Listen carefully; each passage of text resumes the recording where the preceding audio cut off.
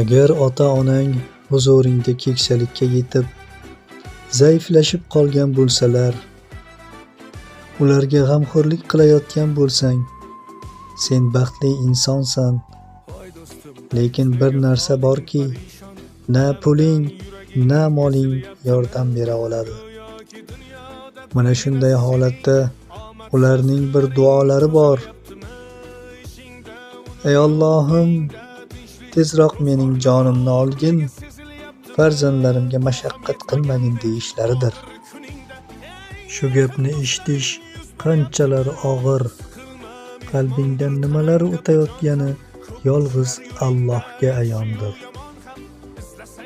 Bular har mushkulga iloj, gar zamonga boqmasang, boqmas zamon ham.